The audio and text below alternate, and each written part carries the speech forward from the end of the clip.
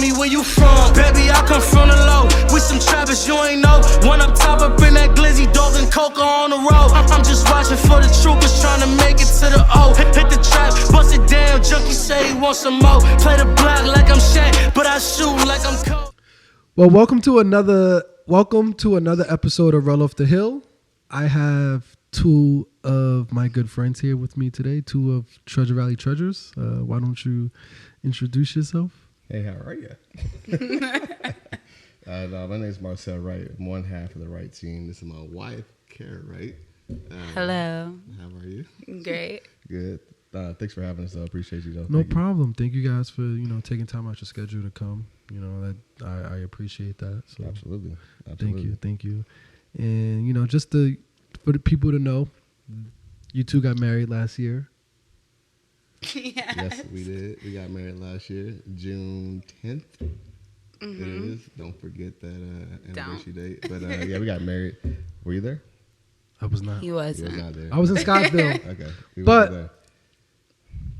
If I could turn back the clock, I wouldn't go back to Scottsdale. I bet you would. Did you hear that? If he could turn back the clock, he would. I wouldn't go back to Scottsdale. I would have came to the wedding, and then I would have flown out the country somewhere. It was like one of the best weddings of the summer, so you missed out. I'm sorry. Hopefully, I can make it up to you guys when I get married. Oh, when you get married, I hope it's not the next one, but when you get married, we good. The next one. No, it won't be no next one. Yeah, exactly. You missed out on that one. Oh, boy. Yeah. Years, though. Hopefully, I can make it up to you guys with some fun, good atmosphere when I get married. Whenever that you is. Good, fam. You already know. Absolutely. So, tell us, before we get into the skin of things, you guys are married. How's the married life? How did you know Kara was the one? The one. Oh, wow. I mean, I didn't know she was the one we got with. That's why we dated for 7 years. No, we did not.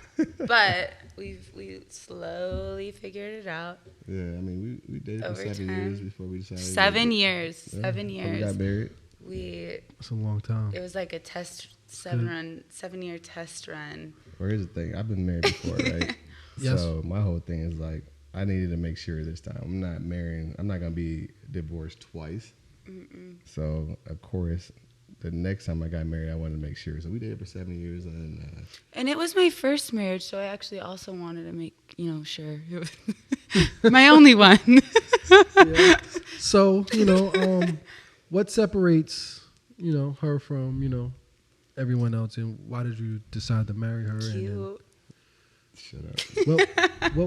What makes Kara, let's say, feel like she's another half of you?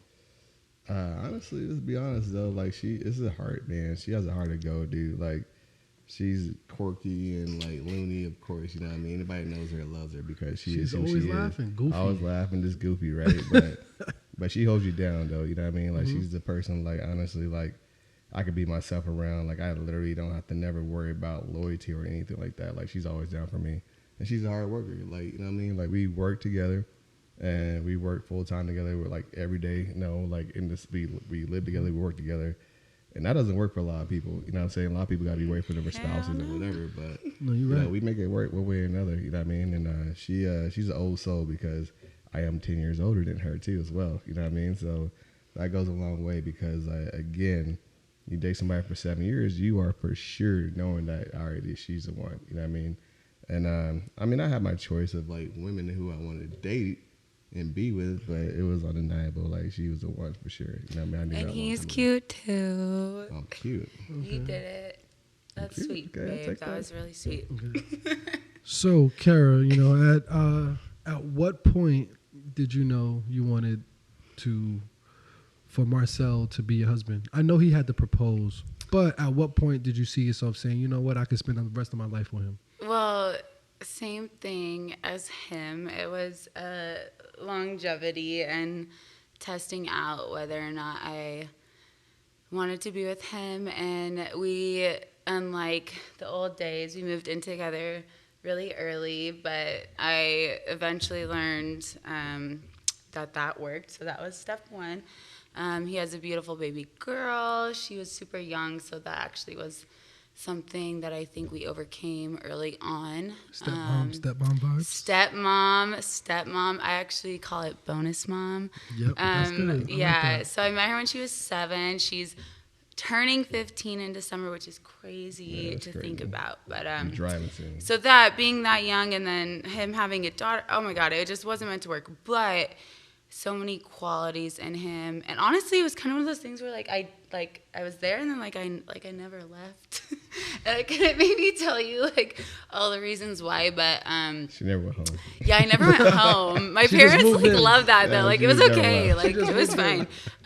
But no, he has so many qualities. He teaches me so many things that I can't teach myself, can't even find if I looked for it. So I would say just his constant encouragement and teaching me to be my best self, and just your encouragement and like loving me for me and letting me be weird and quirky, like you said, and just all the things. So That's good. yeah, That's good.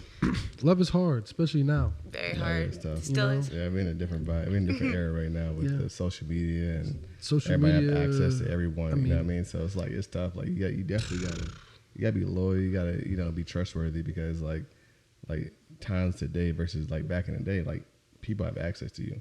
Yeah, You know what I'm I mean, saying? DMs Kara could and post a picture tomorrow. She could have 2 million likes, and you're people like, blowing up. You know what I'm saying? certain Hitting her certain up, dudes, Oh, yeah. certain dudes might not like that. Yeah, absolutely. You know, but yeah. that's what social, like you said, that's what social media does. Social media, yeah, it's different. It puts you out there for the world to see. You know, It's different. 15 Well, with years our ago. business, it's different too, because Yeah. it's different because we want a little more likes, right? No, absolutely. Like with Yeah, the we industry definitely that want that. we're But we're just exposure. saying how like social media. But yeah, kinda, social like, media definitely. Yeah, because it's like 10 years it's a ago, right? barrier. If let's say you was wherever, right? You worked at a bar or whatever the case is, or you didn't have to worry about people seeing you outside of work as far as like social media wise. They would just have to see you at work, or they wouldn't see you. Now, like you said, people They can see you see on the you. internet. Things you know? change. Yeah. Everybody So, has, yeah. people have exposure to you. Like people have access to you, and that's scary. You know what I'm saying? Because like you worry about that too in relationships. Like A lot of dudes are people jealous. people being in their DMs and selling their dreams and stuff, and you gotta just assume that she down for you at the end of the day. So that's one of those things. Like we, what I'm You saying? can't assume. What's that? If you Can't. can't assume, you got to know. Yeah, that's what I'm saying. You know what I'm Yeah. saying? You gotta know that. So Mhm. again, it's a tough environment we in right now. You know what I mean? Like things are changed right now because Love ain't know the what I same mean? no more. no, it ain't the same, bro. Like, I it's- mean, in a lot of people. So I say it kind of like goes both ways, and I'll be 30 next year, and single, no kids and stuff. I say, where your wifey at, my man? What's up? You gonna settle down? My guy? God's- What's up? God's plan. I'm God's not. plan. Huh? Take your time. Hey, take your time. It's not I'm taking. older. I'm an it's old not. head. It's not Take taking your my time. time. It's just the right time. It always You is know, the right time. the right Everything one happens will- at the right time for the right reason. Yep, You know what I'm saying? The right one will come into my life. Whenever he feels fit. I just hope it's not like 40. 'Cause if it's 40, Yeah. curtains. You got time. I mean, you just turned 30, bro. You Nah, I'm got not 30. I'm plenty of 29 right time. now. Take your time. Don't put me in the 30s yet. Just yesterday I was like 18. Yeah, time flies, bro. Time is We flying. having a good time. Love is hard though. My parents been married since. Well, they've been together since they were 16. Oh wow. They had their first kid at 16. My Wow. dad just turned 60.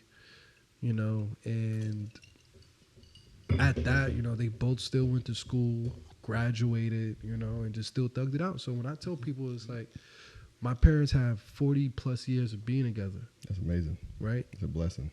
I've seen my parents argue, I've seen them, scream at each other, but at the end of the day, they always come back to one another. Right. And in today's world, a lot of love ain't like that, because it's a lot of temporary. people like to argue and they like to go out and do something petty, as opposed to arguing and being like, all right, one of you two has to come up and say, all right, I was wrong, or something like that. Right. It's just, it is what it is. Because if you guys been together for 7 years before you got More than married. 8 years, yeah. Well, 8 years in total with the marriage. Absolutely. Every day wasn't always, No, it ain't easy today. I Exactly. mean, just gotta be married, you know what I'm saying? Like, we still have our battles. Yep. You know what I mean? And I think that's, like you said, with social media screwing things up, people don't know how to have differences and still, make it work. I would say that was a issue like early on in our relationship, but like over the years we've like established like our boundaries with social media. So I think like in the beginning we were kind of on a free for all, like you can like whoever, vice versa, message whoever, and it was an issue. But I think like as you grow, you actually do establish, social media comes up as like a conversation, and you have that, and then you actually establish like boundaries, and like then you're good. And like right now, like back in the day maybe we weren't, but like now we're like, yeah, we're solid on that topic.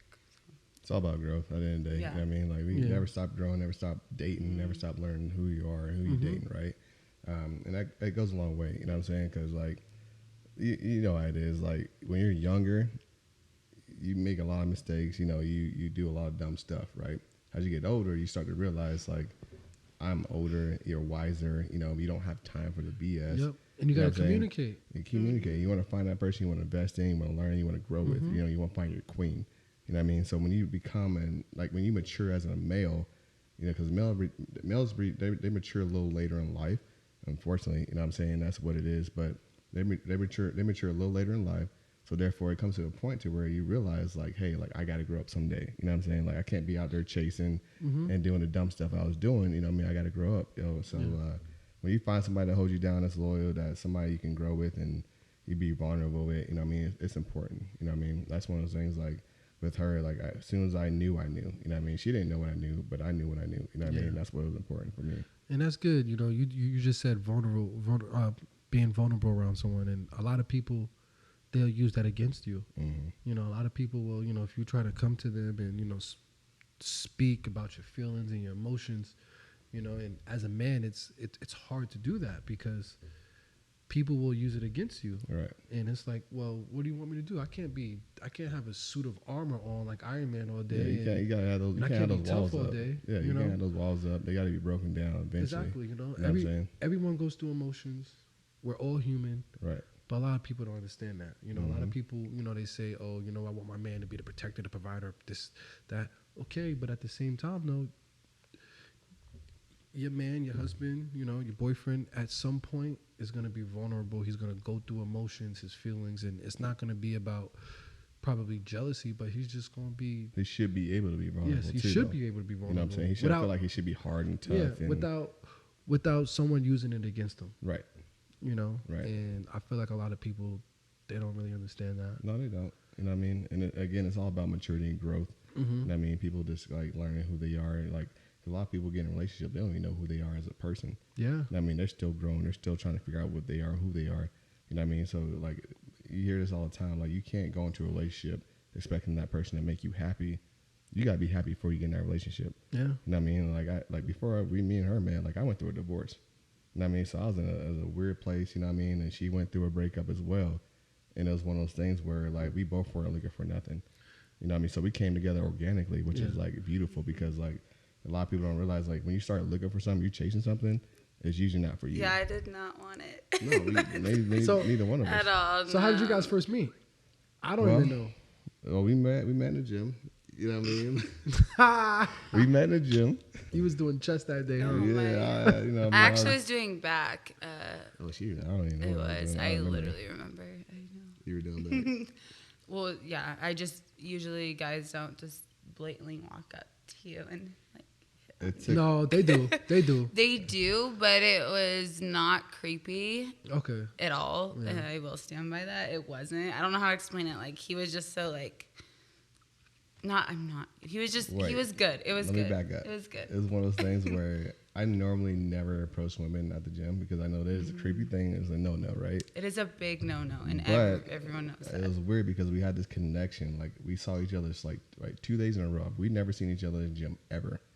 And so it was like, I saw her at the Eagle Gym at the Village, saw her at the Park Center Gym. And for locals, that means we saw each other on Eagle Road at the same time, and then same time next day all the way in, like, downtown Boise. So it's, like, complete different locations, same times, but same next day. So that was what was weird about it. So you guys met at the gym. Yeah. Right. And you approached her. I did. Yes. You got her number.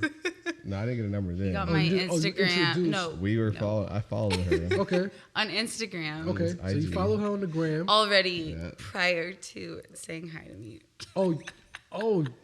We were already following each other. I wasn't following him Here's the thing. at all. She didn't even know she was following me. She assumed that she was following me. She wasn't following me. Oh, so you followed her. I was Yeah. following her, and she didn't even know I was following her. So you was just on IG one day. You came across a page. No, followed her. he'd been following me. No. But she didn't know it. Yeah, So I what I'm didn't saying know, is, no. before you saw her in the gym, Right. you was following her. No, I wasn't yet following him. I was following her. Girl, you're not He was listening. she was not following Sorry, me. let me I back it knew- up. Sorry, was Joel. following Back it her. up. Sorry. Yes. On IG Yes. prior to you saying something to her. Right. Okay, cool. So you said something to her at the gym. Right. And she thought I was somebody completely different. She was like, "Oh, I'm following you too." I'm just like, "No, you are not following me." Oh, so actually." you already knew she wasn't following Yeah. you. I she didn't know was what to following me. say Oh. when someone was like, "Hi, I'm Mar-" like I was like, "Yeah, cool. You're cute." I followed you back. But back up, because she was giving me the looks. Oh, she's 2 giving you days the in a look. row. I was. He Yes. did. He was really cute at the village the Okay. first time I saw him. Okay. She was giving me the looks both days, and I was like, you know what? I'm gonna do something I never do. I never do ever. Approached her, when I talked to her, of course, let her know I follow her, of course, and that was it. I mean, we started talking on IG and DMing, and that was it. So, history, the rest is What? history. Okay. So what was the first date? Where we go? She knows. She remembers. I don't feel like I can say Dave it. and Buster's. Oh yeah, no, it Dave was and- not. it Dave wasn't and Dave and Buster's. Okay, hear me out. Nothing wrong with Dave and Buster's. So no, at that wasn't all. it. Dave and Buster's. No, okay, Hey, hear me out. okay, Hear me go out. ahead, Hear me Go out. ahead. Go ahead. He invited me over Oh, for pizza. okay. Was that our first date?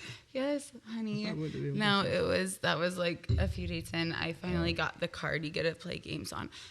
No, he invited me over for pizza and a movie. Yeah. But guess so. I know. I remember that. I didn't know It that was first date or second cute. date. We had fun. And then he started actually taking me on like really nice dates. Wow. He really put in the effort. It was cute. That's real. So I did take her on a home date, I guess. Like, Well, no, hear me out, guys. I'm not actually dogging him for that because you guys got to think I am like 10 years younger than him. And like we were both single and like we were both like cute or whatever. And I was like, why, like, yeah, we were just like hanging out. It wasn't like that serious. Yeah. It wasn't So, like a love story. I'm sure you guys seen on social media, right? This whole first date shit. Yeah. I hate it. you know, like first dates. No, not first date, but saying that, oh, I won't go on this, I won't go on that. Oh, like too good for like Yeah, I'm too good. Cheesecake Factory Yeah, or someone said whatever too good it for is, Cheesecake or- Factory, and I'm like, well, Well, we did pizza and a movie. So at his house. yeah. So I think That worked But- out. if it's the right person. Exactly. Yeah. I hate the whole, how I saw a lot of stuff on social media about, oh, I would never go there, I would never go here, blah, blah, blah. But Yeah. in all Ew. reality, though, like, a lot of people got to understand now, at least now, when you speak to someone, that first conversation should tell you a lot about someone. Yeah, You gotta about ask their those questions. boundaries and what they won't do and too good to do and all that stuff. Like, yeah, Not I'm even I'm that. not I feel about like it. one question people don't ask is like, yo, where do you see yourself in 5 years? People don't ask that question enough. If you ask That's a that good question enough, to ask, actually. if you ask that question, then it's like, okay, you're working towards something. You got a plan. You might be trying to figure it out, or if you don't have it figured out, at least you got steps where you're working towards. You know what I'm saying? Some people you ask that question, they have no idea what Yeah, they're gonna do in the next 5 years. And it's That's what's okay. scary. And it's okay to not know exactly what you're going to do. You might not even have a right plan, but to at least know in what direction you want to go in, that's fine. Learn a skill, learn something. YouTube is the greatest teacher right now of all time. I agree. I learned everything on YouTube. Like, If I want to learn something, like if I want to learn how to put like go to YouTube, literally. to put a damn garbage, fix my garbage disposal or like sprinkler or something, I'm going to YouTube go to every You- time. Yo, YouTube is the number one YouTube educator. and university, that's what they call it. They got people teaching you how to invest. If you want to become a master carpenter, they got people out there who's teaching you how to YouTube become a is master. everything. Every single thing, and it's crazy, Absolutely. right? Except for the love part. That you can't go to YouTube for love. That Yeah. got to be organic. It definitely has to be organic. That's It something. gotta I be mean, organic. that's one of those things. Like you can't just somebody can't teach you how to love. No. You're not gonna learn that from nobody else. You know what I'm No saying? way. Like that's an organic thing that you do on your own. Yeah. So I do want to ask, and I'm someone who I feel like for me, the way I value relationships is support and appreciation, but also reciprocation. I think reciprocation is one of the most important things you can have in a relationship, because I feel like people get so used to doing things for someone, and they don't really have that chance to have things done for them, you know? Right. And I feel like it's kind of fucked up, but I feel like that's what love is, you know? And you don't do it because they're doing it for you. You do it because you want to do it, and you're doing it without someone asking you to do it. You're doing it without expecting something back. Exactly. Right? That's the whole point. You know what I mean? Like if you focus on like making the other person happy, you know what I'm saying? Usually that should be reciprocated, right? They should be able to do that same thing for you. You know, so it shouldn't be all about I'm gonna do this for this person, but she need to do it back for me. You know what I mean? Like you need to do it out of the kindness of your own heart because you love that person. Because you love that person. And that person truly love you. They should do the same exact thing. Exactly. And everything should fall in place. You know what I'm saying? So yeah, I agree with you when you say that. Absolutely. And sometimes people don't get that, but there is that learning curve. You know what I'm saying? Because Right. you might say like you guys, right? You might have, well, you and Kara, right? Before you, Kara, right? You might not have had that experience with, say, he's asking you, hey, do you need anything? Can I do this? You know, when you come home, do you want me to run your bath? You know, do you want me to do this? And it's like, oh, snap. Yes. Right. And then you're like, wow, he's doing this for me. I want a husband now. Do you need anything? You know, blah, blah. It should always be reciprocated, especially in a marriage. And, well, I want to say when you're dating, it should kind of be like that same energy too, because you should date if you want to marry, but sometimes that's not always the case. Sometimes you date and it might not work out, but in all reality, you're dating to set that person up for the next person. Yeah, that's what sucks. You're a stepping stone. Sometimes You're the person. You're the reason. You know what I mean? Type thing. You know, they always say it's a reason, a season, type thing or whatever. And you're the one that they met in their life to teach you something, so they can actually move on to somebody else and be better for that person. So it sucks when that happens, because it does happen, and we all probably been a part of that, unfortunately. Yeah. You know what I mean? But people hurt in the way. Yeah. what's that?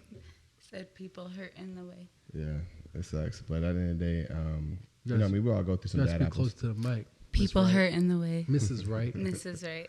Yeah, we all go through some bad apples and some learning experience, but you know, that's all about. It's all a learning experience, right? 100%. I mean, like we all been through relationships, we all been through heartache, we all been through some hard times, but I feel like everything's led us to this moment. You know what I mean? So like honestly, everything I've been through has led me to this person right here. Because I know my wrongs, I know my rights, I know what I've done wrong, I know how to fix those things.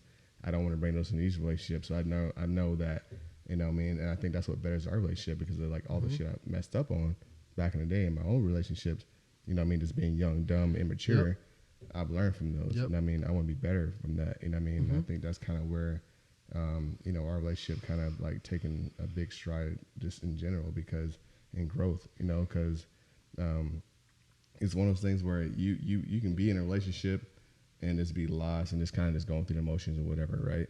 But when you go in a relationship where you want to be better every day, I want to better myself. I want to try to give my best self to that person, and that matters. You know what I'm saying? Because then they appreciate that, and you hope they appreciate that. You know what I mean? But no, I agree with you, absolutely. And not to mention, like, you're gonna be with that person forever, so you might as well like make it enjoyable. Like, you chose to be with this person, and that's what you hope when you get married. Exactly. But yeah, it's like, if we're doing this, yes, we're gonna fight, we're gonna rip each other's heads off, like, but we love each other. But it's like, you want, like, you're gonna be with this person forever, so why would you not choose to make it an enjoyable experience, like, the whole way through? Absolutely. I mean, fighting arguments is normal. That's healthy. That is normal. Yes. I mean, that is healthy. People feel like they're in this perfect relationship and they never argue, never fight. That's and it brings us to like some of our like biggest like wins. It's like, oh yeah, we argued about this, but it's like, wow, we didn't even realize we needed to argue about that to get to like the bigger win. So it's like, it's all, yeah, absolutely. Yeah. So you said, you know, all your past experiences led you to her. Absolutely. You couldn't have been ready and prepared for her without everything you've been through before. Big believer if everything happens for a reason. Everything happens for a reason. Everything happens for a reason. Like, I know that for a fact. You know what I mean? And that's something I live by. Except the Broncos being as bad as they We are. don't want to talk about the Broncos. We're not talking about the Broncos. I'm not wearing any Broncos gear the rest of the year. It's all good. Yeah. But that's good, you know, and I hope, when one day I get married, I'm one of those people, right? I don't mind doing things. It's just people got to appreciate things. The one thing you don't want is someone feeling underappreciated. Nobody wants that. No one wants to feel no male in a underappreciated. relationship want to feel underappreciated. No male, no woman, no one wants to I feel don't care who you are, but underappreciated, undervalued, because in all reality, right, if you're not happy where you're at, it sucks, but someone is willing to do what someone else is not. and that's a good point because I tell people all the time, like, look, like there's 8 billion people on this earth. If you're choosing to be unhappy with somebody, that is your fault. That is a choice. Happiness is a choice. You know what I'm saying? Like, if that person not making you happy, that person not fulfilling you, you need to move on. If you're trying to stay there and settle, that's a problem. You know what I mean? That is your fault. And I agree with you. Like, I've always said the same thing about, you know what I mean? Like choosing to be happy, choosing your partner. Like, everything is a choice. You're not stuck with that person because life is too short. I've learned that the hard way, just losing some of the closest people I love in my life. You know what I'm saying? And like, that's not a day in my life I go where I would choose to just be unhappy. Like, if me and her were unhappy till the day, I would be like, hey, this is not working out. We got to go. This is not going to work out. Yeah. But I literally, like, happiness is a choice. Like, life is way too short. There's too many people on this earth to connect with, to try to, like, find your, and I'm not saying, like, you know what I mean? Like, there's a person out there for everybody, right? You know what I mean? But at the same time, like, you definitely do not have to settle. You know what I'm saying? Like, at the end of the day, you guys both should be happy. And nobody can't just make you happy. You got to be happy before you get to that point in your relationship where you want to be with somebody. Because if that person is not happy that you're with, and you're responsible for making that person happy, that relationship is not going to work. You know what I'm saying? And I just truly feel that. Yeah, and like and every day, like, you guys are married. Every day is not always going to be 50-50. Yeah. Some days, like you said, when you was dealing with loss, you was probably at a 0. And yeah, and I knew I was gonna have to take on the 99.9, absolutely, when that happens. Yeah, and fully that's prepared. dope, because a lot of people don't understand that, where you shouldn't have to say anything. She should just pick up on it. She should just know, and that's the beauty of love, So here's the one thing. So there'll be times where I'm having a rough day at work, right? And I'm like, baby, like, I don't got it in me. I need that 80 from you. You know what I'm saying? Like, I need you to pick up and carry us today because I'm having a rough day. I'm going through it right now. You know what I'm saying? And she'll do that. And that's how you know you have the right partner. You know what I mean? Where she don't even question it. Don't even need no explanation. Like, I got you. You know what I'm saying? And that's important. You know what I mean? A lot of people don't realize that. You know, when you find somebody that holds you down, that's loyal to you and that, like, literally appreciates you, you know what I'm saying? Lift you up when you need that. That's big. That's important. That's huge. And that's why there's no one in this earth that can, like, take me away from this woman right here. You know what I'm saying? I'm not saying that because I'm on the mic or I'm on the camera, but that's just facts. You need to get his name tatted ASAP. That was cute. Get his name tatted, like, right here. That was adorable. Right. So, Kara, I don't know if you remember. I vaguely remember. I think I seen you at the business building when I was going to Boise State. Yes. And you and Marcel was dating then, right? Yes. So what were you studying at that time? Business marketing. Okay. Yes. Okay. And you graduated I did. with the business marketing degree? Mm-hmm. Interesting. Yes. Now this is where everything gets interesting. That is where I met Jarrell. So we was co-workers. Absolutely. And you decided to step into a new realm, but you was already doing that side of the business on the side. Yeah, you started to do it, I was doing it part time. Yeah. So tell me a little bit about that. Yeah. So it's funny because, like, well, you went to school. I did. You graduated. So I went to school. I graduated finance and accounting degree. So I double majored. Yep. And it's funny because, like, I graduated from college with an accounting and finance degree. Got recruited to go to work for Albertsons in their corporate office. And it's funny because, like, I was in the tax department and I hated tax, like, in college. Like, I absolutely hated it. I was like, I'm never doing tax. Hated it when I was going through all the courses and everything, but I ended up doing it. So I was in Albertsons in their corporate office for about 5 years. They got acquired, and it was one of those things where they're trying to figure out you know, if they're gonna keep the Boise office or they're gonna like kind of cancel everybody and go to Minnesota. Okay. So I actually jumped ship. I went to URS. So I was a payroll tax accountant then for URS. Fast forward to like 4 years, they got the same situation where they got acquired. Same situation where they got to decide if they're going to keep their office here, if they're going to like move everybody out.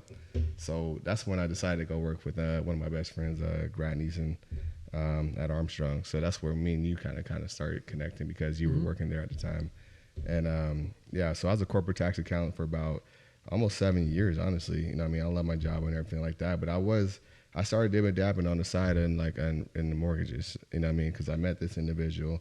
Her uncle was a branch manager at the company I was working at the time. Talked me into it. Kind of saw some of the lifestyle. Saw some of the things you were doing. It kind of all fell in hand what I was already doing anyways. Like because I was always had accounting financing background, and it just kind of just fell right into already what I was doing. So I kind of started doing on the side, and that's kind of where I started my career in the mortgage business. Because I met her, of course, and she introduced me to the whole world of it, and she was already working there a little bit before she graduated.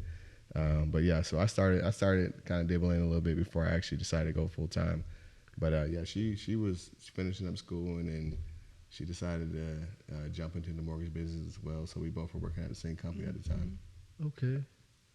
So tell me about how do you feel going to college? About going to college and being in the field where you don't. Well, technically, actually, the field that you're in. Well, your degree actually does help technically. Because, it does technically. Technically speaking. Right. Now, back then, like, well, I'm going to say back then, but say like 20 years ago, marketing is different. There's no social media. Right. Yeah. Now. Could you imagine like the marketing like degrees like nowadays? Well, actually, maybe you wouldn't even need one, like considering everything. Anyways, that's beside the point. YouTube, university. Yeah. Yes, exactly, as we discussed.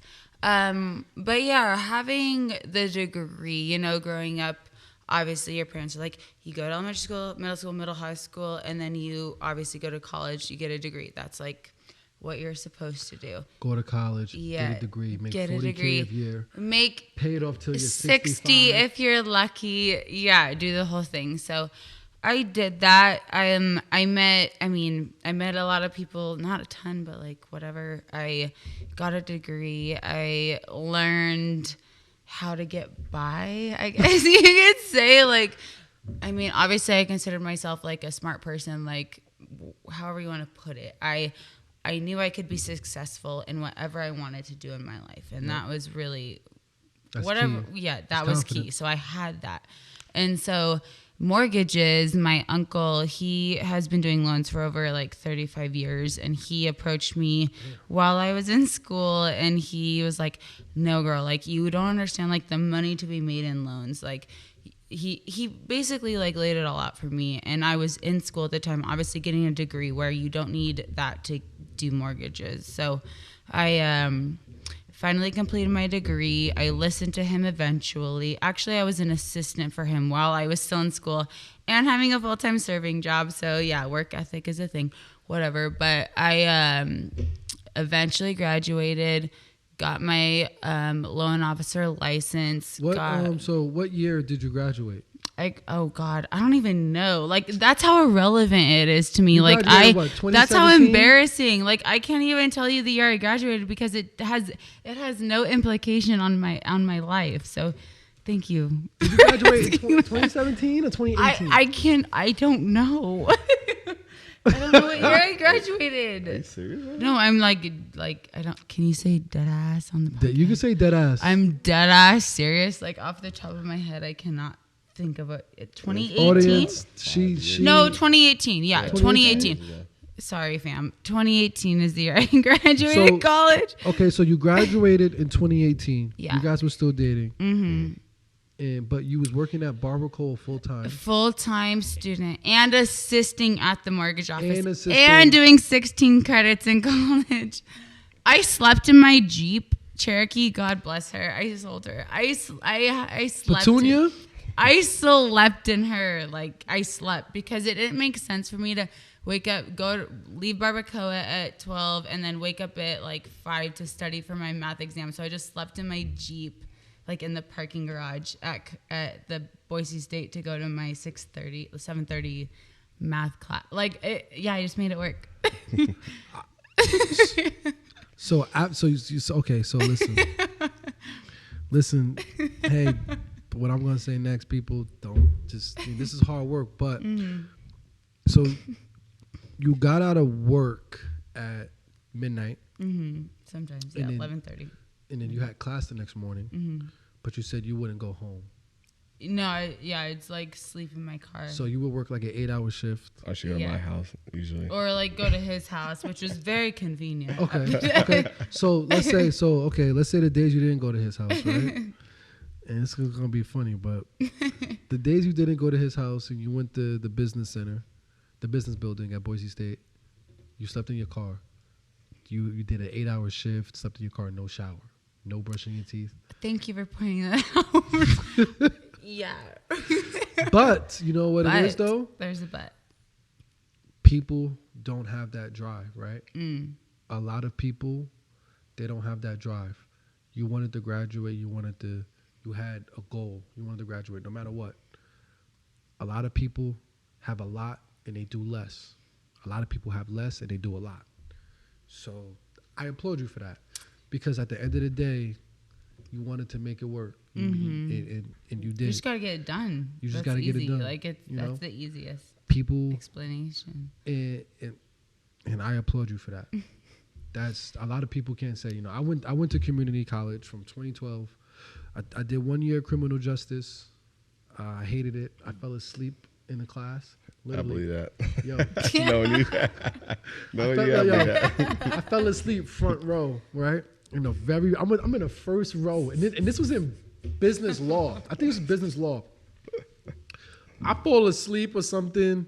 It was in some criminal justice. I don't know if it's business law. I don't think it was business law, but I fell asleep in this criminal justice class, front in the very, very front. Like it's sprawling, and it's a snoring. It's a what's the big when they gather everyone in like the auditorium or whatever? Not a big class. Auditorium. It's a big class that could hold like 50, 60, Hall? 70 people. Like a lecture, like a lecture, but it's a class though. I forgot, cause at Boise State we had English. You got like 200 people in the class. I think it was like a election hall, like or something. It was just say the class was meant for like 75 people, but there was probably like 30 people in there. Oh shoot! And I'm snoring. Oh wow, I can believe that. He comes up to me. He's like, "Get out." And I'm over. The professor. And I wake up, snot. Probably on my chin, on snot, blowing snot bubbles from my nose, and I'm like, "Oh damn, this ain't good." And my friend who lives in a dorm with me at the time was like, "Oh, he fucked up." You gotta go. So I did 1 year. I did 1 year criminal justice. Hated it. Yeah. I failed business law twice. Oh damn. They tried to give us an LSAT for our final. And I'm like, what are you doing? Yeah, I'm not like like you're giving me an LSAT. Like, this is what people take to become a lawyer. Right. You know damn well I'm not going to pass this. No one passed it. That's rough. And I'm like, anyway. And then I actually switched to marketing and stuff like that. And I ended up loving marketing. I did a business. I did this like, my teacher persuaded me to do it. It was to create an app. It was like I joined the business club because I had broke my foot, and I was just like, I couldn't do nothing. So let me join the business club. Let me not feel lonely. Let me not feel upset. So join the business club, yeah. So and then there was this competition for like a grant where, hey, if you write a business plan and stuff like that, we may fund you depending on the idea. So my idea was back in 2014. It was to create an app that teaches people how to invest properly, right? And use fake money to invest and just to learn, because at the end of the day, people like to gamble. Right. They'll buy those extra in-app purchases for some coins to learn how to fake invest in the market or whatever the case is. So that way, when it comes to real time, you would have knowledge to do it. Fast forward now, it's like I should have just went head in with that, because capitalize on it a little bit, because miss opportunity. Because you see that now. Yeah, you see all like the Robin Hoods and all that stuff, like the Bitcoin stuff. The fake investing, you know? I have Webull. Webull allows you to fake invest. So you can see how you do in the market, whatever, without actually investing real money. Fake news to manipulate what's going on and stuff like that. So I didn't really take that a lot further than, what I should have. But I fell in love with marketing. I wanted, I did small business management. I wanted to be a business owner, So at that point, I knew it's like, you know what? I broke my foot. I didn't have nothing to do. I was talking to a girl and I broke my foot. She stopped talking to me. Oh, you over there, you handicap over there. She was like, I was lonely, handicapped. I'm like, all right, you know what? I have to join the business club. I have no other choice. Right. And it ended up kind of really changing my life because it was like, I guess that was for me, that was the transition away from wanting more in sports to really being like, you know what? I like business. Yeah, like, longevity type thing. Yeah, and I came to Boise State, loved it. I didn't graduate, but marketing is something that I'm passionate about because I just feel like a lot of people don't have a lot of creativity. Yeah, and there's a lot of creativity involved. And especially with marketing, Absolutely. creativity has no limitations. Yeah. And I Absolutely. feel like a lot of people don't know that. And you being in the marketing degree, you're scared to be on camera, but I know from you. Check. Can you hear me? We had a brief intermission. Kara couldn't hold it. I dead ass could not. Okay, so we were speaking about marketing. I went to school and I fell in love with marketing. I just feel like people don't know about creativity, and a lot of stuff with marketing nowadays is a lot different than it was back in the day. And it's easier now. And now I'm gonna let you guys speak about it more because you guys have a better education on it than I do. You guys now work with a different mortgage company, if I'm not mistaken, right? Absolutely. Yep. So tell us what made you make that switch. Why do you like it? And how do you feel about the like what's upcoming for the market? I will start by saying that I was introduced to an amazing mortgage company when I graduated college. They knew that mortgages was what I wanted to do. I obviously was an assistant to the company, and so that's why I worked there. Anywho, the company that I worked for was what you call a retail lender, and Marcel will a little bit explain that. But essentially, I loved the company. I didn't know any better, and so that was the kicker. And they taught me everything that I know. Loved everyone who worked there, but it just wasn't essentially the right fit for me. But when you start out, you get put with somebody and it just kind of, it vibes, it's amazing. And that's kind of what happened to me. And then I've been in it for 5 years now? Well, 7 years now. And I worked there for 5 years, taught me everything I know. And then I met Marcel, and then we kind of learned that we kind of needed to explore a new avenue. And here we are today.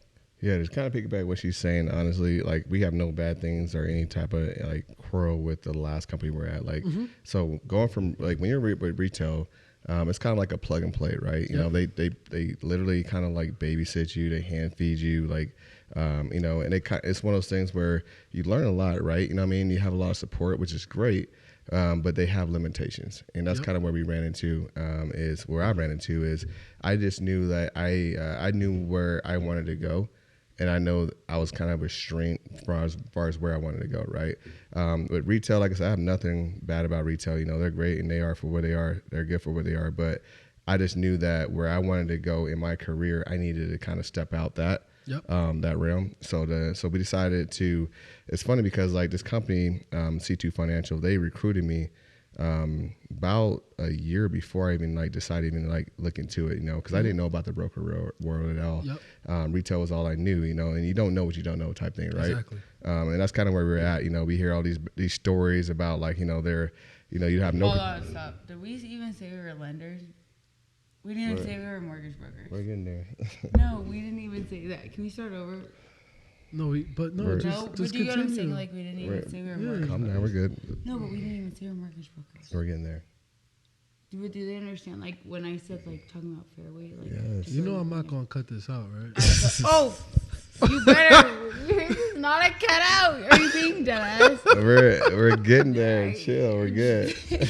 Anyways, as I was saying. Fucking Christ. where you were like, stop production? Oh, man. You did do that. I'm not doing it this time, though. I'm not doing it this time. Anyways, Go ahead, as I was saying, go ahead, Sal. we started in retail, right? You know what I mean? And retail is great for what it is. For mortgage lending. For anybody that wanted to get into lending, they probably should start with a retail lender. Because either you're with a bank or you're with a retail lender. So like, and it's cool because it's like a plug and play. You get in, they give you all the training, they give you like the skills, and they give you their products and all that. That's all you need to know. And again, I got to a point in my career where I was like, I feel like there's more out there. I knew that I needed to be able to provide more of a service to the clientele I was working with, and I knew I couldn't do that. And one of the biggest things was where I started losing loans when loans got tough. Meaning like when rates went up, I needed to be competitive in a market where I couldn't be because I was tied to that lender's product, their rate sheet, their pricing. And that's what kind of like, that's where I needed to feel like if I wasn't going to move forward in the mortgage business in a broker world, I wouldn't have been in it. I would have went back to being an accountant. You know what I mean? I would have been a controller or whatever, right? And I knew that I didn't want to do that. So I knew I needed to expand my my knowledge palette. So I looked into a couple companies, actually, a local company here. I looked into one in California. I looked into another one outside of Idaho as well.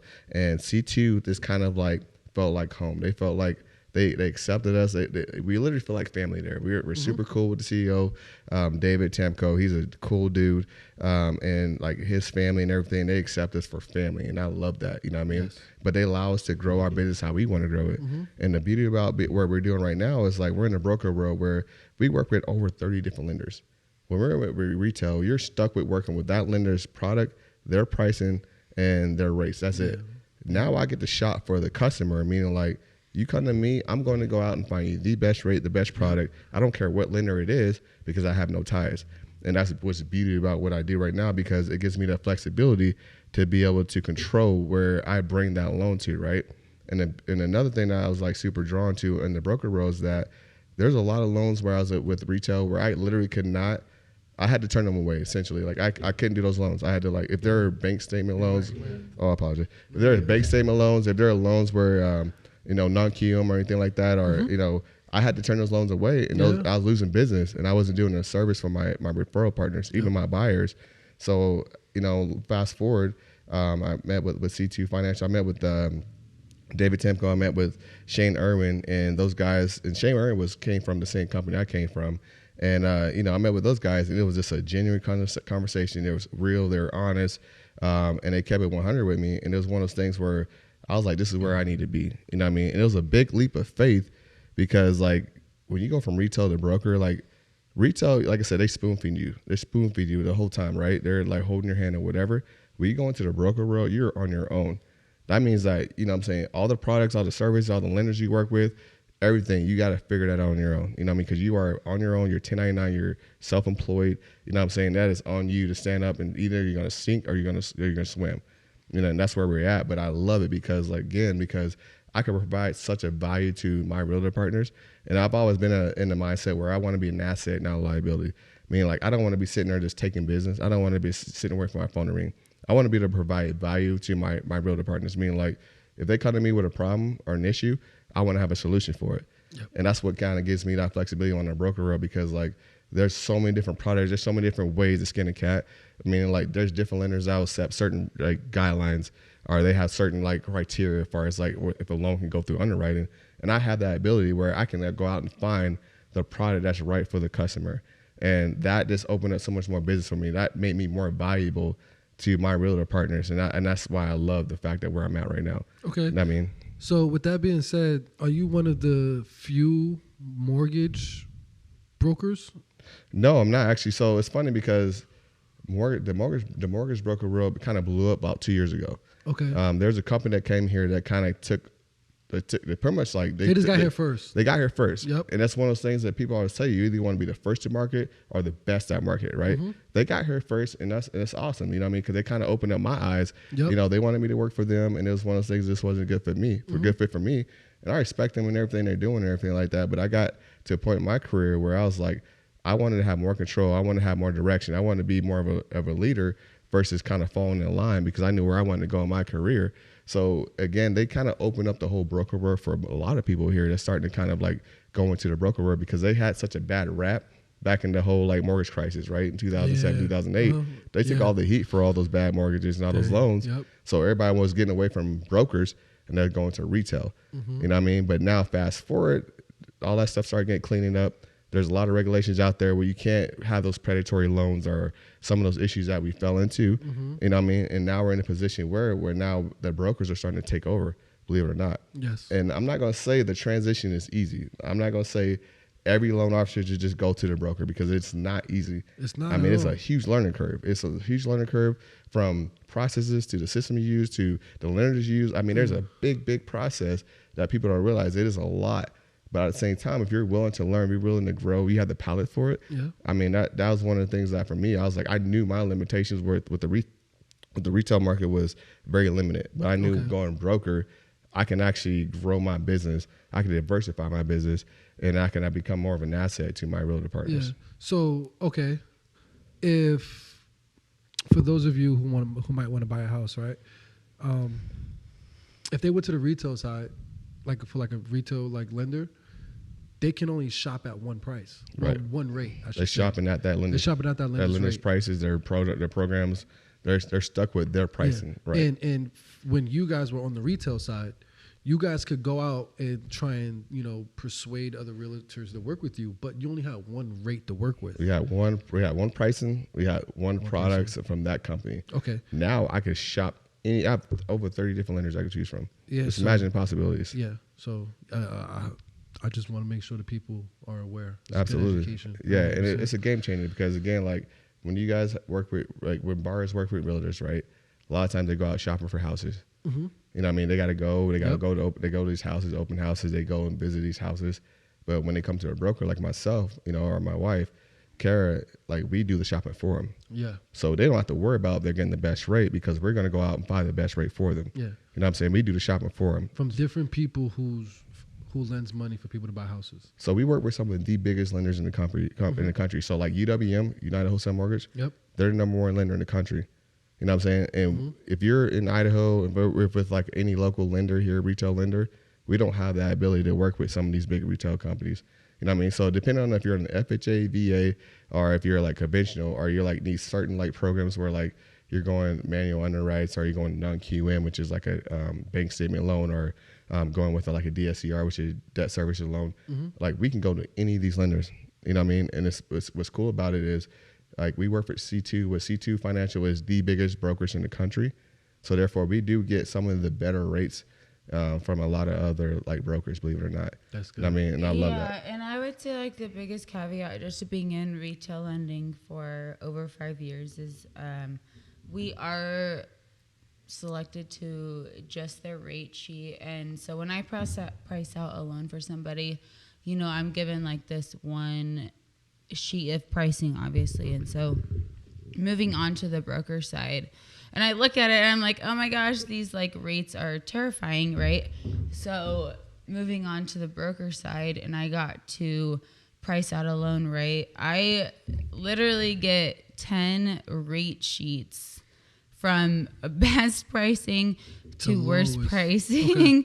Okay. So every deal I'm working with, not like when I was on the retail, it's like, no, this is your sheet. This is what you have to work with. And if I wanted a better rate on the retail side, I actually had to like submit a form, like have it signed, all these crazy things. Like by my branch manager, I had to have them sign it, submit it, whatever. Concession. Yeah, concession is what it was called. Anywho, I control my comp. On the broker side, like I have 10 rate sheets, and it is saying from like lowest rate to highest rate. So the point being is we get to choose. We choose your rate. We get access to all the lenders he just provided. We get to choose the best deal out of. That is literally like the best, I would say, caveat, right, to being a broker. No, it is. And lowest rate pricing. Yeah, and lowest obviously, pricing. the market's high right now, but that rate has to work with that person who's Of trying course, to. yeah. Because so you got to think. So right now, when rates are a little higher, right? Everybody's chasing rate. Yep. So when this whole thing started about a year ago, and it was literally about this time last year where we were feeling the like pressure. We were just like, we're losing loans to brokers, and we had no idea how they were doing it, like why. Yep. Well, we knew why, but we didn't know how. And it was times where there was loans that I couldn't even done for free because we're getting beat out so bad by a broker. And I didn't even know what that even meant. And once it happened to me a few times, I was like, what the hell? I got to see what's going on with this broker side. You know what I mean? I got to do some investigation. And again, like C2, they reached out to me a lot, like early on in the summer to like trying to have me come on. And my branch manager was like talking me out of it. He was like, you know what I mean? Like, you don't want to go there, or like they don't fund their loans. You have no control. You know what I mean? Like they have a bad rap, blah, blah, blah, whatever. He talked me out of it. Hindsight looking at it, I realized why he did, because he wanted to keep us as LOs. But at the same time, I realized like it was way better on this side because, again, I was able to be more competitive. Yeah. I was able to provide more of a value to the people I was working with, to my borrowers, and I didn't feel guilty for it. Yeah. Because I knew they were getting the best deal. You know what I mean? And being on the retail side, I'm gonna assume that you felt like there was more you can do, and you felt stagnant being in the retail side once you lost those deals. Yeah. And like you said you could have done deals for free, No. but you couldn't even do it for free because exactly. you got There's beat out. nothing I could do about it. So okay, It's helpless. I felt helpless. You know what I mean? at that point, when did you guys decide to become the Wright Team? So it's funny because we started kind of building this whole Wright Team thing like before we left retail, right? Okay, yep. I was kind of like we were trying to during retail, you mean? During retail. Yeah, I was saying before we left retail, Yeah. we were building this whole Wright Team thing. We're trying Same to thing. like brand, you know what I mean? That's our whole thing. And that was kind of our whole goal. So I joined. I went on the broker side before she did, right? Because she kind of wanted to see what it looked like, and I it was too scared. she was chicken. She was a little chicken. I get it. You know what I mean? Like it made sense. Like, you know, we're gonna keep her on retail, and I was gonna go on the broker side. And we're gonna see which ones was better. Well, you know what I mean? Like 6 months later, we're pricing out loans every month, and I'm blowing her rates out the water. You know what I mean? It didn't make sense for any of her buyers to go retail. You know what I mean? And that's kind of one of those things where we're just like, why are you still there? No, we can't even like. We did 5 loans in March, and we priced out all 5, and all 5 of them went to him on the broker channel just from pricing and rate. It didn't make any sense. It really made no sense for them to even go retail. We're just like, if we let them go retail, period. At all, period. That- like not even no question. it made no sense. So once she saw that, she saw the value, she saw the service, and she saw like how things were growing on my side like really well. She was like, all right, I'm gonna go and finally jump on the ship and go with broker. So it was one of those things where you guys made that decision together to be like, hey. Yeah. But you stepped into the broker side before she did. yeah, at the beginning of the year. So I went before she did, absolutely, because I knew like if I didn't go broker, I was gonna go back to do what I was doing, which is being an accountant, being a controller. Which the corporate world is fine, it's great, and I enjoy that, learn a lot. But it wasn't for me. You know what I mean? Like That's it was passion. You found passion in mortgage lending. right. And you gotta understand, like as being a lender, like you have no idea like what it feels like when you're at the closing table, when somebody's signing on that dotted line where they're gonna buy their house, their first home, or whatever it is. That feeling that you have when you actually can change their life, knowing that you helped do that. Absolutely. I did. We did your loan. Did I not do your loan? You own this beautiful home right now. You know what I'm saying? First home buyer. You know what I mean? You talk to all the people from New York, they're probably thinking like, how do you buy a house out here with this square footage? You know what I'm saying? And this is a big ass house. Yeah, it's big. It's nice. Blessed, It's fortunate. nice. Blessed, But it's one of those blessed, things very like fortunate. I love that. Like, you know what I'm saying? Because I get to make a difference in people's lives. Yes. You know what I mean? Like when I'm in the corporate, like I'm just a number. Like like I said, corporate is great. I'm not like poo-poo and everything like that. Like I learn a ton. I learn a lot. But when we are actually making a big difference in people's lives, that's when you can be yourself. That's when you allow your Absolutely. personality Absolutely. to flow into other people. And yes, no, it's amazing. 100%. Like it's a game changer. It's like I would want to do this the rest of my life, where I can help make a difference. You know what I'm saying? Because I don't like it. Like at the end of the day, it's all about serving. It's all about providing. It's all about how you can improve somebody's life. What impact you made on somebody's life. And when you're at a closed table and everybody's super, they're happy, they're ecstatic. You just help them accomplish something that they didn't think they can ever do, and you made that happen for them. And that makes a big, big difference. You know what I mean? That keeps me going. Yep. That keeps me grinding. That keeps me wanting to be better every day. You know what I'm saying? To sharpen our tools, to be able to provide more value to our realtor partners and people we work with. So it's one of those things. Like I'm glad I got into it. I mean, we're in a challenging market right now. Like, you got to understand, like, rates are high, right? You know what I mean? Like, the inflation, they're trying to control all that. And it's a struggle right now because we balance that, the whole high rate thing, right? You know what I'm saying? Like, everybody's like, should you buy? Should you buy? And I tell people all the time, like, it is a great time to buy it right now. And I'm going to tell you why. Because when you're trying to buy a year and a half ago, 2 years ago, when rates were during COVID rates, like, the buying experience was terrible. And when I say that is because, like, when you were buying during that time, you weren't barely even seeing a house. You're competing with like 10 different offers in the house, 10, over asking prices. Probably like 50. Either or, you know what I'm saying? But I got fortunate to get this house. yeah, you lucked out. You know what I'm saying? I was lucky. I'm like, why would I move to 10 miles? I put like 4 or 5 different offers in on other homes within like Boise and, you know, Heidi Miniger. Shout out to Heidi Miniger. She was my real estate agent. Yeah, absolutely. You know, she was like, hey, what about this house? I'm like, damn, this shit kind of far.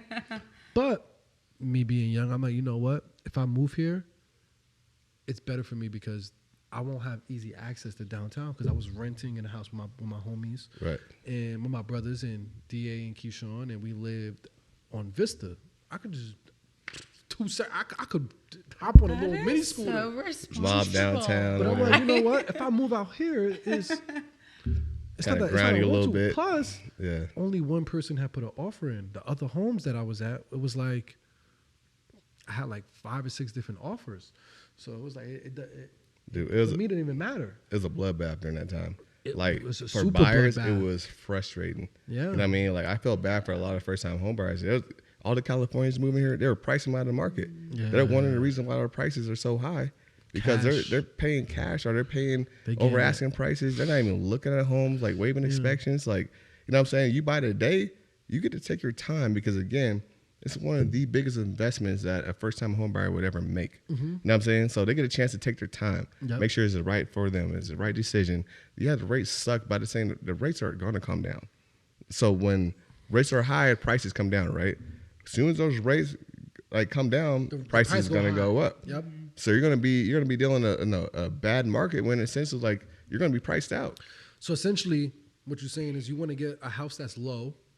Although the interest rate might be high, you can always refinance your interest rate with the low asking price on the house. So, exactly. So prices are trying to come back down. They're not back to like normal levels, but they're trying to come back down, right? On houses or on the interest Houses. rates? Okay. So okay, I didn't yep. say at the same time you want to buy where there's value. You know what I mean? There's value today. Mm-hmm. The whole experience, the whole like buying a house, everything. There's value, right? Yep. Because like again, if there's one thing you got to worry about is just the interest rate, and that's it. I feel like you're winning in that aspect. You know what I'm saying? Because you can always we can always like refi. And honestly, like you got to realize like 3.5 years ago, the average interest rate is about 5.5%. So people got like kind of like used to this whole 3.5, like 3%, 2.5. Honestly, those COVID rates, I personally think we're never going to see those rates again. People are going to forget it. I'm personally just speaking from my own opinion. This is my own opinion. I don't think we're going to see COVID rates again. That was like a once in a lifetime opportunity. But at the same time, like people, believe it or not, people are buying today because they're starting to normalize these rates. Yeah. You know what I'm saying? They realize like buying today, I'm not going to be stuck in this rate the rest of my life. Plus, I love this home. I don't want to give up this home and then I got to go search for something and settle. Right.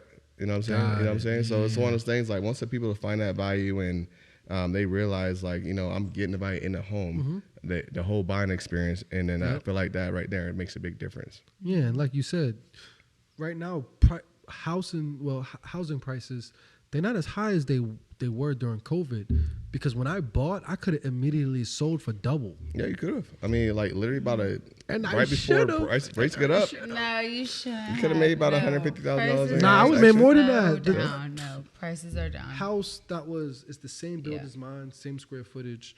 I would say just the front yard is different and stuff like that. Sold for like $1 million in the neighborhood. I mean, we had a couple $1 million prices in our I'm neighborhood, saying too. where I bought mine's at and what they're sold for, or what they at least had it listed as. But I could have easily, you know, what I put down, I could have.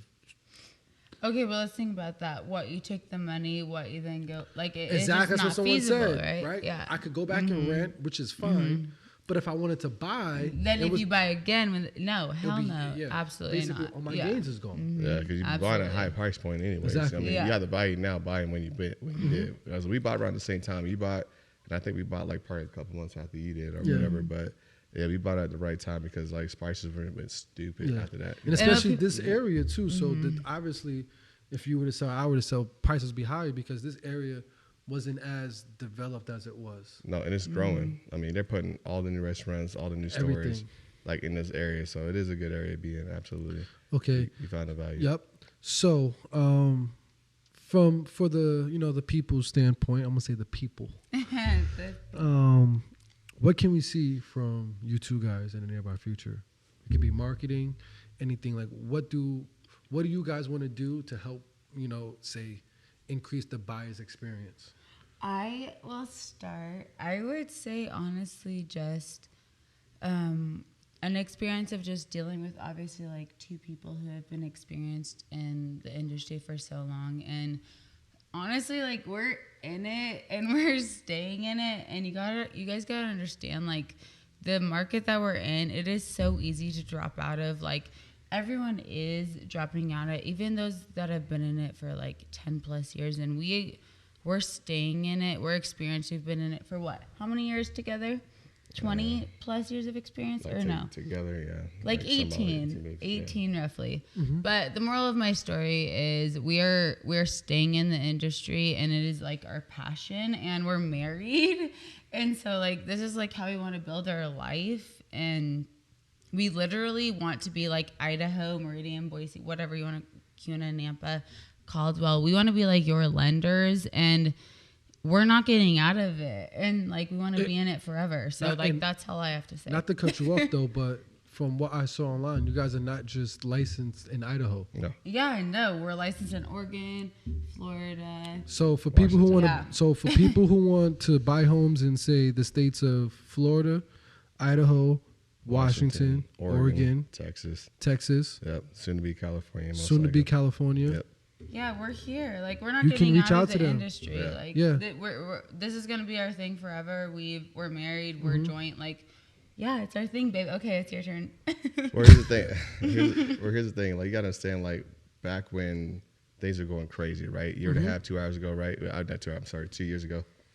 Everybody was in it, getting it, quick buck. Everybody want to be a lender. Everybody want to be a real estate agent. Like we're in this. This is our career. We're making this a career. Like we're in this for the long run. You know what I'm saying? So again, like we're sharpening our tools. We're trying to grow and learn every day. We're trying to provide a value to our realtors, to our buyers. We want to be an asset. We're not going to be liabilities, assets over liabilities, right? So our goal is literally just to provide a value, provide that experience, and make sure the customer actually enjoys that experience. Because again, when they bought about a year and a half, 2 years ago, they did not have that experience. We want to make sure they have that positive experience. Yeah. And again, it's all like we're the first in the fire in our business. Like we're not just doing forward mortgages, we're doing reverse mortgages as well. You know what I mean? That's a whole nother topic. We won't even get into that. But again, we just want to provide a complete package to anybody we work with and all our realtor partners we work with. You know what I mean? Make sure they're getting everything. Make sure they're not missing anything. And that's one of our goals, is to make sure we actually can provide that to the people we work And with. you're not just getting one, you're getting two. 2 for 1. lenders. Yeah. It's a twofer. Yeah. Yep. Yeah. So with that being said, right, marketing is huge. Absolutely. What can we see? Well, what advice do you have for people who want to buy a home?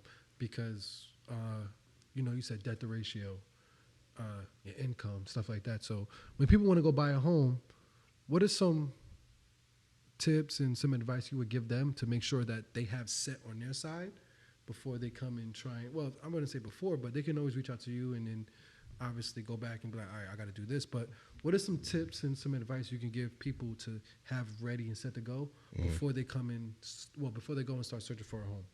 I mean, one of my biggest things is especially when it comes to first-time home buyers, right, is understand, like, when you buy your first home, that's not your forever home. That's your starter home. Yeah. And I always tell people all the time, it's like, you got to get into the game. Like, you got to get your foot in the door. Like, don't go in being picky. Like, this is not perfect, the kitchen, bathroom, whatever. Get into the game, because you understand, like, your first home is not going to be your forever home.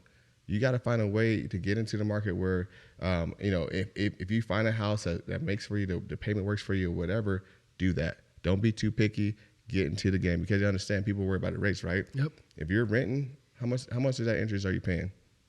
So 100% of interest you're paying, right? So when people worry about the interest rate being 7.5%, 7%, whatever it is going to be, yeah, you're paying 100% of interest when you rent. So why would you pay down your own asset, build up the equity, flip that, leverage that into another home, and eventually after you buy your third home, that might be your forever home. You know what I'm saying? So I'll tell people all the time, get into the market. Don't wait for the market to change. Don't wait for rates. Don't wait for this and that. If you wait, you're always going to be on the sideline. You know what I'm saying? So I tell people all the time, pull the trigger. You know what I mean? And then my thing to that would also be like, if you're not ready, that's okay. I've worked with people, and it's taken 4 years for them to buy a house. So like, if you're not ready now, I would suggest like getting together like a planned meeting with one of us, and like us laying it out for you. Okay, this is your plan. This is when you're gonna buy. This is how much it's gonna cost. This is what you need. And this is what your credit score needs to be. So we've literally helped people 4 years.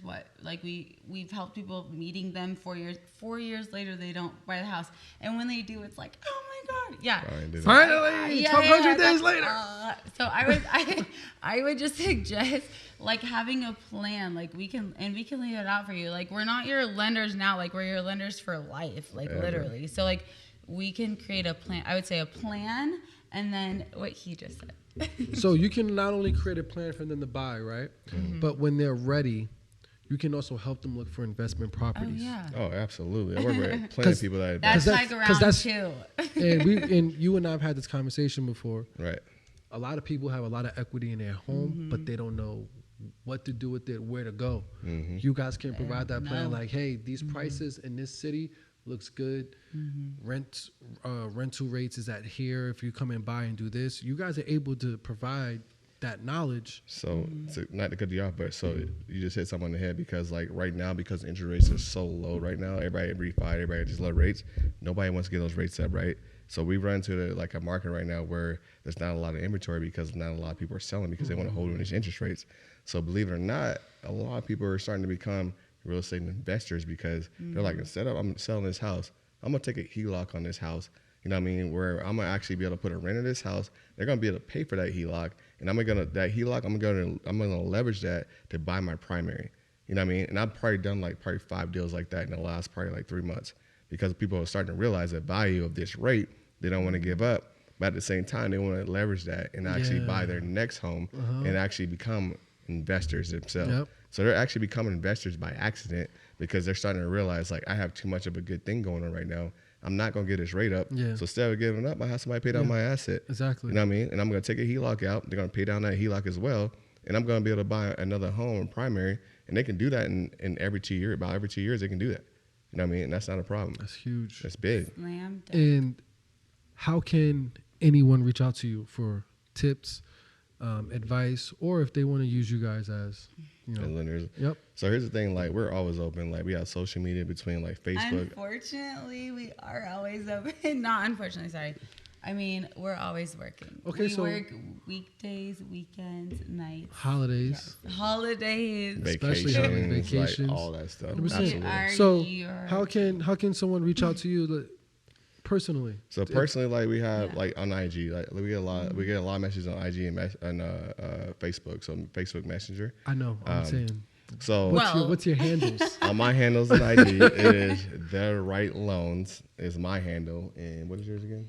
Well, mine has like all the underscores, so it's like underscore loans underscore by underscore Kara. What she said. I'll have this for anyone who's interested in, say, learning about real estate and wants to buy a home or how can they invest. I'm gonna put your guys' info in the caption. No, absolutely. And appreciate stuff like that. Yep. And that way people can reach out to you directly. Yeah, because like honestly, like we're open book. Like we can answer Facebook, IG, we can answer like text messages, we can answer email. Like, doesn't matter what it is. And we're here for it. Like we're here for it in the long run. Like we're gonna be here when like all the people get out of the industry. Like we are like gonna be here. So I'm proud of us, and I hope to be your lender because we're here when the others aren't. It's not just about money. It's about seeing people smile. Absolutely. No, absolutely. It's Again, about changing lives. It's about making a difference. Like, it's not just like the money, whatever. You can make money doing anything. Again, like I said, but when it brings fulfillment in your life, when you actually can walk away like, yeah, I got paid for helping somebody, you know what I'm saying, getting in ownership or changing their life or providing something they needed. That's everything. You know what I mean? Like, you can make money doing anything, but when you could do something that actually makes a big difference, you know what I mean, that brings fulfillment out of your life. You know what I'm saying? Yep. And again, that's one of those things that keep us going. That keeps me going at the end of the day. You know what I mean? So I'm happy to talk to anybody that want to reach out, anybody want to talk about like how to fix your credit, how can I get ready to buy. You might not be able to buy right now, but later down the road, we can get you there ready. You know what I'm saying? You can help prepare them. You can help prepare them. We have tools, we have assets, we have people that can do that for you. You know what I mean? So that's good. That's good to know. Yeah, absolutely. So Thank everyone, you for having us. thank you for coming. I'm gonna have their info. In the link below. You can reach out. I'm gonna have both of theirs. They are also a team, but if you feel like you want to reach out to one separately, that's fine as well. Absolutely. Right? Yeah. Absolutely. So they'll be able to help you, and trust me, when I'm ready to buy my, second, third, fourth home, I will definitely be reaching out because this is my guy. That's my guy. This is my guy. You're welcome, So, man. You're welcome. this is Right Off the Hill. I appreciate you guys coming, course, Marcel bro. and Kara, aka the Wright Team. Absolutely. The Right Team, the right way. And I do want to say something too. I appreciate the love, appreciate the support. You know what I'm saying? Like every time we post something, every time we list something, you're one of the He's first always person the man. that always. reposts for us, and that goes a long way. You know what I'm saying? Like, that's free. I got your notifications on, so whenever I get it, I see it. No, I appreciate the You know, love, appreciate support the is support, man. free. That's my guy. It is. You know what I'm Support saying? is free. I appreciate Support you. is always free. Absolutely. And especially when it comes to friends, and especially when it comes to friends who are a little bit more than friends, like Absolutely, family and brothers and stuff and sisters, and there's like I said, it's free. Yep. A lot of people don't support people, No, and don't. I'm a big person of supporting people who's always supported me. And even if they didn't support me, that's okay. I understand. But if you have a good product and stuff like that, I'm gonna support you. No, I appreciate you. Thank you. So Appreciate thank you for tuning in. Thank you for watching. This is Right Off the Hill. This is the Right Team, the right way. And I hope you guys enjoy the rest of your evening, night, morning, or whatever it may be. For sure. Thank you. Appreciate you. God bless. Baby, I come from the low. Tell me where you from. Baby, I come from the low.